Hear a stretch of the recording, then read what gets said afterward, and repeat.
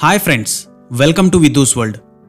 జీవితంలో ఎన్నో ఓటములు చవిచూసిన ఓ 90 ఏళ్ల వృద్ధుడు ఇచ్చిన సందేశం ఇది. కొంతమంది చీటికి మాటికి ఏడుస్తూ బాధపడుతూ దిగులుగా ఉంటారు. అనుకున్నది జరగకపోతే అగాధంలోకి జారిపోతారు. కొంతమందికి విజయం దక్కదని తెలిసినా విజయాన్ని అందుకునేందుకు చాలా సమయం పట్టినా త్రుటిలో విజయం చేజారినా చాలా నిరాశపడిపోతారు. కానీ అలాంటి సమయంలోనే మనిషి ఉత్తేజంగా ఉండాలి, ఉత్సాహంగా ముందుకు వెళ్ళాలి. విజయం దక్కే దారులు మూసుకుపోయినట్లు అనిపిస్తే నిరాశ నిస్పృహల్లో కూరుకుపోవడం కాదు. ఒక దారి మూసుకుపోయినప్పుడు ఖచ్చితంగా మరో దారి తెరుచుకుంటుంది. ఈ విషయాన్ని గుర్తుపెట్టుకోవాలి. విజయం అంటే విస్తరిలో వడ్డించిన ఆహారం కాదు, నేరుగా ఆరగించడానికి. మీరే దానికోసం కష్టపడాలి. మీ ఆనందాలను సౌకర్యాలను వదులుకోవాలి. విజయం దక్కితే జీవితంలో అన్నీ మీ వెంటే వస్తాయి. మీరు సుఖాల వెంట పరిగెడితే విజేత అవ్వడం కష్టం. క్రమశిక్షణ, నిరంతర కృషి, దృఢ సంకల్పం, సాధించాలన్న పట్టుదల, ఫోకస్ ఇవి మాత్రమే మీలో ఉండాలి. నిరాశ నిస్పృహలకు చోటివ్వకండి. అందమైన అద్భుతమైన మనస్తత్వాన్ని కలిగి ఉండండి. స్ఫూర్తిదాయకమైన వ్యక్తిత్వాన్ని అలవర్చుకోండి. అపజయమే జీవితానికి అంతం కాదు. ఆ అపజయాలను దాటుకుంటూ విజయ శిఖరాలను చేరుకోవాలి. చేతికి నేరుగా అందే జామకాయ కన్నా అందని ద్రాక్ష పండే రుచిగా ఉంటుంది. అందుకే విజయం సులువుగా అందితే దాని విలువ తెలియదు. అందుకే విజేత అవ్వాలంటే జీవితంలో ఎంతో కష్టపడాలి. నక్షత్రాలను చూడాలంటే తల ఎత్తి ఆకాశాన్ని చూడాలి. కానీ మెడనొప్పి పెడుతుంది కదా అని నేలవైపుగా చూస్తే నక్షత్రాలు కనిపించవు. నొప్పిని భరిస్తూ ఉంటేనే నక్షత్రం మెరుపులను మీరు ఆనందించగలరు. అలా కాకుండా ఓటమి ఎదురవగానే దొర్లి ఏడ్చేయడం, పక్కవాళ్ల దగ్గరకు వెళ్ళి ముక్కు చీదడం వంటి పనులు ఈరోజే మానేయండి. ఈ ఓటమి మీ విజయానికి మొదటి మెట్టు అనుకోండి. విఫలమైనప్పుడెల్లా రెట్టింపు వేగంతో ముందుకు సాగండి. అంతేకాని వెనక్కి తగ్గకండి. దారి మూసుకుపోయిందనే కన్నా కొత్త దారి ఉందేమో అని వెతుక్కోవడమే విజయంలో మొదటి పాఠం. వైఫల్యం నుంచి ఒక జీవిత పాఠాన్ని నేర్చుకోండి. ఎందుకంటే ఇలాంటి అనుభవాలే మీకు విజయ సోపానాలుగా మారుతాయి.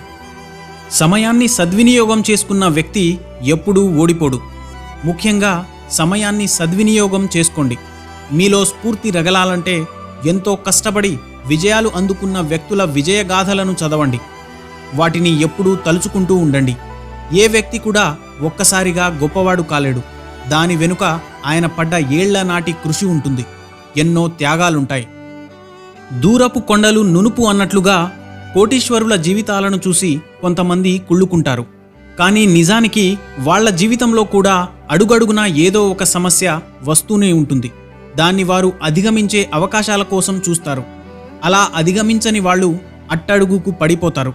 కొందరు మాత్రమే బిలియనీర్లుగా మిగులుతారు. సమస్యలు లేని జీవితం లేదు. అది కోటీశ్వరులైనా పేదవారైనా. విజయానికి కూడా ధనిక పేద అనే తేడా ఉండదు.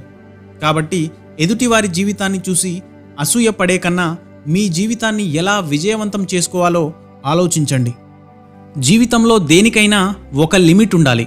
అత్యాశ ఉండకూడదు. ఎక్కువగా ఆశించకూడదు. ఉన్నదాంతో సర్దుకుపోవడం నేర్చుకోవాలి. ఎంతగా సంతృప్తిగా జీవిస్తే మీరు అంత సంతోషంగా ఉంటారు. వేలు సంపాదిస్తున్న వారికి లక్షలు కావాలి. లక్షల సంపాదన ఉన్నవారికి కోట్లు కావాలి. ఆశకు హద్దు ఉండదు.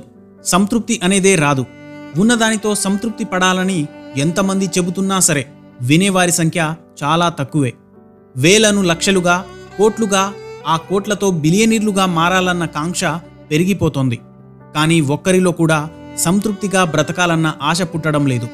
డబ్బులు సంపాదించినంత సులువు కాదు పోయిన కాలాన్ని తిరిగి తెచ్చుకోవడం. డబ్బు సంపాదనలో పడి నేటి రోజును ఆనందించడం ఎంతోమంది మర్చిపోతున్నారు. సంతోషం కోసం కాలాన్ని చక్కగా వినియోగించుకోవడం అవసరం. ఇంకా బాగా సంపాదించాలన్న కాంక్ష ఎప్పటికీ పోదు. దాని వెనుకే పరిగెడితే జీవితమంతా మంచులా కరిగిపోతుంది. డబ్బులపై ఆశ ఉండొచ్చు, కానీ అత్యాశ పనికిరాదు. డబ్బు మాత్రమే కాదు, ఏదైనా కూడా మన అవసరానికి ఎంత కావాలో అంతే సంపాదించుకోవడం మంచిది.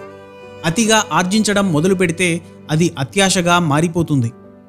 కొంతమందికి వేసుకున్న చెప్పులు నచ్చవు.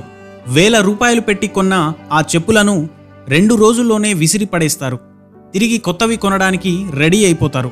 ఆ చెప్పుల విలువ ఎర్రటి ఎండలో పాదాలను మార్చుకుంటున్న నిరుపేదలకు తెలుస్తుంది. ఏదైనా తమకు పైనున్న వారితో కాదు, తమకన్నా నీచ స్థితిలో ఉన్నవారిని చూసి పోల్చుకొని చూడండి. అప్పుడు తెలుస్తుంది మీరెంత ఉన్నత స్థాయిలో ఉన్నారో.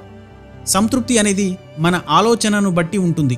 మీరు మీ పైన ఉన్న వారి గురించి చూసుకుంటే ఎప్పటికీ సంతృప్తిని పొందలేరు. అదే మీకన్నా తక్కువ స్థాయిలో ఉన్నవారిని చూసుకుంటే అప్పుడు తెలుస్తుంది మీరున్న స్థితి ఎంత మంచిగా ఉందో. అయినా సంతృప్తి అనేది మనుషుల వ్యక్తిత్వంపై ఆధారపడి ఉంటుంది. ఒకరికి సంతృప్తినిచ్చేది మరొకరికి ఇవ్వకపోవచ్చు.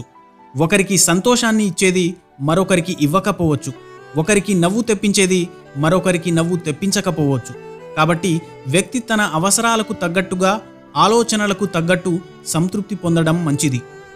కొంతమంది లేనిపోని కారణాల వల్ల జీవితంలో ఓడిపోతుంటారు. సరే, ప్రయత్నం చేసి ఓడిపోతే అది ఒక పద్ధతి. కానీ ప్రయత్నమే మొదలు పెట్టకుండా ఓడిపోయామని ఇంట్లోనే కూర్చుంటారు. ఇలా చేసి ఉంటే బాగుండు, అలా చేసి ఉంటే ఇంకా బాగుండు అంటూ ఇతరులకు సూక్తులు చెబుతారు. కానీ అప్పుడే ప్రయత్నం చేసి ఉంటే కనీసం ఆశయం కోసం ప్రయత్నం చేశామనే తృప్తి అయినా మిగిలి ఉండేది. ఆకాశంలో ఎగురుతున్న గద్దను చూస్తూ ఉంటాం.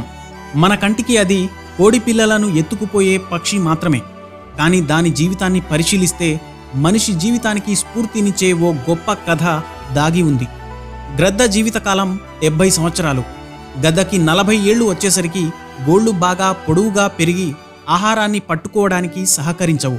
పొడవైన దాని ముక్కు కొన వంగిపోయి ఉంటుంది. ఈ కారణంగా ఆహారం పట్టుకోవడం కష్టమవుతుంది.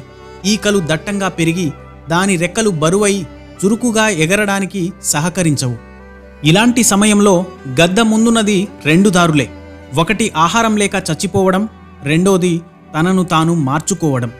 గద్ద రెండో దారినే ఎంచుకుంటుంది. ఆ మార్పునకు చాలా రోజులు పడుతుంది. మార్పు కోసం తనకు దగ్గరలో ఉన్న ఒక ఎత్తైన కొండను స్థావరంగా చేసుకుంటుంది. పెరిగిన ముక్కు కొనను కాలిగోళ్ల మధ్యలో పట్టుకుని బాధ కలిగినా నెమ్మదిగా వలిచివేస్తుంది. ఆ తర్వాత ముక్కు మళ్లీ కాస్త కొత్తగా వచ్చి పదునుగా పెరిగే వరకు ఎదురు చూస్తూ ఉంటుంది. పదునుగా పెరిగిన కొత్త ముక్కుతో అవసరానికి మించి పెరిగిన కాలిగోళ్లను వదిలించుకుంటుంది. ఆ తర్వాత తన ఈకలను తానే పీకేస్తుంది. అలా మళ్లీ కొత్తగా జన్మిస్తుందన్నమాట. కాదు, తనను తాను కొత్తగా నిర్మించుకుంటుంది. బరువుగా ఉన్న తన రెక్కలు తేలికైపోతాయి. ముక్కు మళ్లీ పదునుగా మారిపోతుంది. గోళ్లు ఏదైనా పట్టుకుంటే వదలకుండా తయారైపోతాయి. మళ్లీ బ్రతుకు పోరాటంలో దూకేస్తుంది. సరిగ్గా అర్థం చేసుకుంటే జీవితంలో ఎంతో గొప్ప స్ఫూర్తినిచ్చే స్టోరీ ఇది. చిన్న చిన్న విషయాలకే కృంగిపోయి జీవితాన్ని నాశనం చేసుకునే బదులుగా పోరాడితే గెలుపు మీ కాళ్ల దగ్గరకు వస్తుంది. మనం గెలవాలంటే మనలో మార్పు తప్పనిసరి. అక్కడే ఆగిపోతే మిమ్మల్ని చూసి మీకే బోర్ కొట్టేస్తుంది. ఇక సమాజం మిమ్మల్ని పట్టించుకోవడమే మానేస్తుంది. నీ రాత రాసేదెవరు? నీ దారి మార్చేదెవరు?